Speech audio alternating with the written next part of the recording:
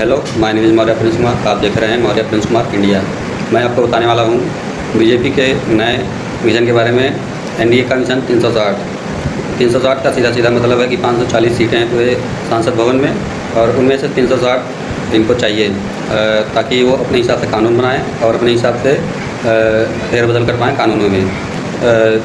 अभी तक इनके पास 319 सीटें हैं, जिनमें से इन्हें 360 सीटें चाहिए। तो इन 360 सीटों के लिए उन्होंने कई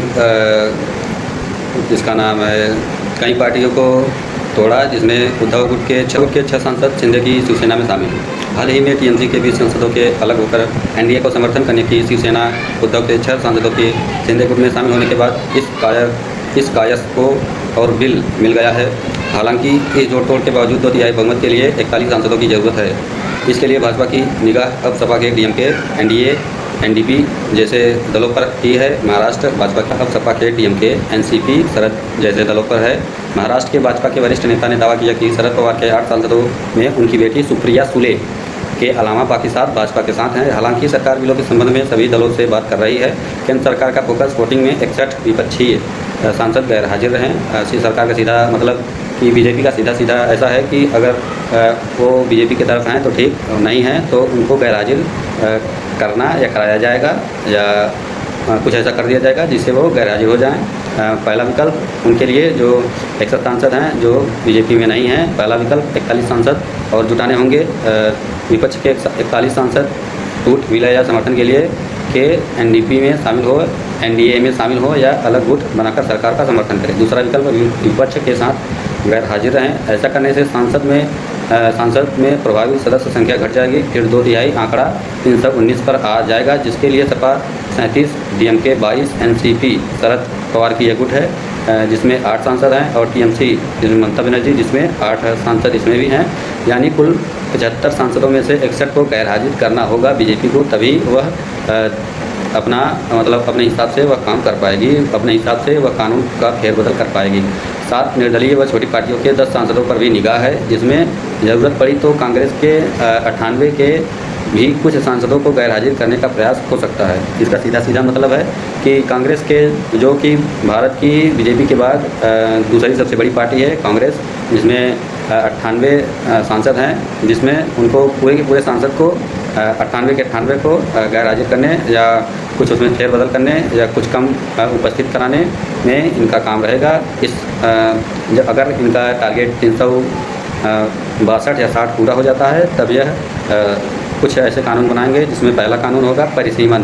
सभी राज्यों में लोकसभा सीटों में समान रूप से 50% वृद्धि, इससे सदन की कुल संख्या लगभग 850 तक पहुंच जाएगी। 850 इसलिए कर रहे हैं ये लोग ताकि दक्षिण भारत में कम सीटें बांटकर उत्तर भारत में ज़्यादा सीटें बांटी जाएँ, जिससे बीजेपी आसानी से जीत पाए, क्योंकि उत्तर भारत में बीजेपी का ज़्यादा दबदबा है। उनके कम मेहनत पे या बीजेपी के ज़्यादा लोकप्रियता होने पे बीजेपी अपने आप बिना मेहनत के या थोड़ा कम मेहनत पे आराम से जीत जाएगी, केवल उत्तर भारत के सीटों से, क्योंकि उत्तर भारत में वो सीटें ज़्यादा बांटेगी। अगर 360 सीटें पूरी हो जाती हैं तब यह कानून लागू होगा। पहला है ये। दूसरा, महिला आरक्षण। परिसीमन के बाद दूसरे 2029 के चुनाव से लोकसभा व विधानसभा की 1 तिहाई सीटों पर महिला आरक्षण लागू होगा। महिला आरक्षण अभी कुछ दिन पहले संसद में यह महिला आरक्षण का कानून लाया गया था, जिसमें महिलाओं को आरक्षण ज़्यादा दिया जा रहा था। उस कानून को रोकने के लिए विपक्ष ने हंगामा मचाया और विपक्ष ने इस कानून को रोक दिया। 1 तिहाई सीटों पर महिलाओं का आरक्षण लागू न करने के लिए यह किया गया। पूरे 1 तिहाई सीटों पर महिलाओं का आरक्षण न लागू हो, इसलिए इसको रोका गया था विपक्ष के द्वारा। तीसरा कानून, एक देश एक चुनाव। लोकसभा विधानसभा एक साथ कराने के लिए संवैधानिक बदलावों का रास्ता साफ करना। एक देश एक चुनाव का सीधा मतलब है, अगर प्रधानमंत्री का चुनाव होगा तो उसी समय चीफ मिनिस्टर जो कि मुख्यमंत्री का भी उसी समय चुनाव होगा। सभी का चुनाव एक ही बार में होकर ज़्यादा पैसा खर्चा नहीं करना पड़ेगा, ज़्यादा मेहनत नहीं करना पड़ेगा। हर राज्य में हर बार जब चुनाव होगा तब तक उतनी बार जाकर मेहनत नहीं करना पड़ेगा।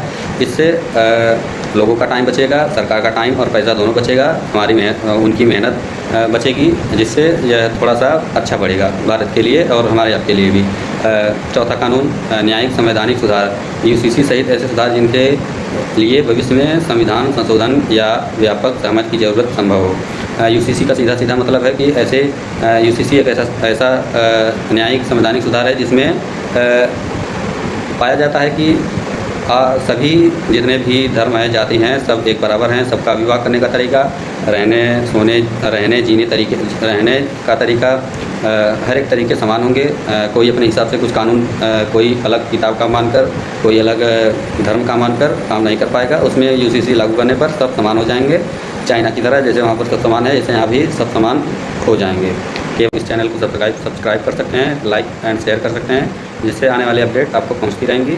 और आप अगर चाहते हैं कि आने वाले समय में जितने भी नई खबरें हैं और आपको चाहिए, तो हम आपके लिए इस चैनल पर मौर्य पंचकुमार इंडिया मेरे चैनल का नाम है, इस पर आप विजिट करके आप नई खबरों के बारे में ऐसी राजनीति जो कि भारत के लिए ज़रूरी है, वैसी ही राजनीति हम आपके लिए पेश करेंगे।